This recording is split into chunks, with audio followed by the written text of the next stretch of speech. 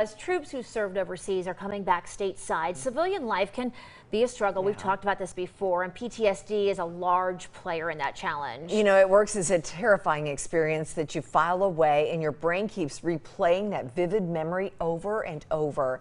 As part of our new series, 6 Spotlight on Service, highlighting the military in our community. Good Morning Tennessee anchor Doug Curran now looks at how the University of Tennessee is working to make the transition to civilian life. When people go to war, when they come back, they don't always want to talk about their experiences there. And that's where Camille Hall comes in. She's an associate professor at the University of Tennessee's College of Social Work. Hi, this is Camille. May I help you?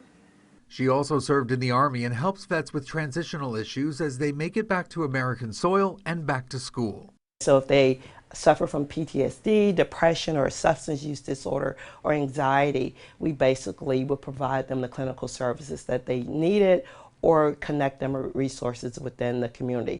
She conducts mental health evaluations before anyone can get enrolled. We primarily look at cognitive processing therapy, or CPT, or prolonged exposure. Basically, it helps a soldier process traumatic thoughts by desensitizing them to the thought, making it familiar by making new neural pathways. So what is UT doing to help those who were once helping run a war compartmentalize and get back into civilian life as easy as possible? Meet Thomas Cruz. I first came to campus as a student veteran in 2015, fall semester. A lot of different challenges as a civilian come up, and they come up very fast.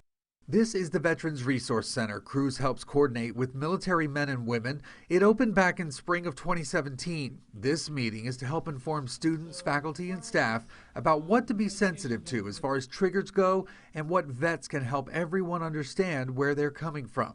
It's also a chance to talk. Needing that camaraderie, needing that bond, when you have to leave that behind is extremely important because a lot of people, they depend on that. I knew a soldier who was responsible for identifying IEDs. So everywhere he would walk, and you can imagine here being on campus, he was always checking for IEDs. And just about anything can be a trigger. When you're at school, there are loud noises, there are crowds of people, and there are just things that would trigger anything that would remind you of being in theater.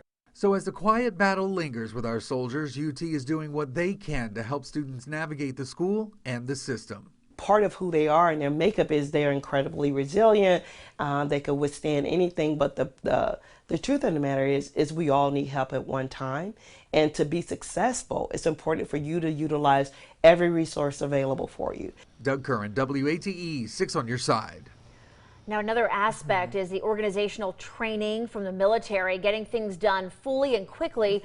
Put that in concert with 18 and 19-year-olds who are still finding their way. Of course, that can be quite the disconnect. So tough, and so tough for others to even try to understand, although it wouldn't be a bad thing for freshmen, Doug says, to learn a thing or two about organization. So you got that. Yes.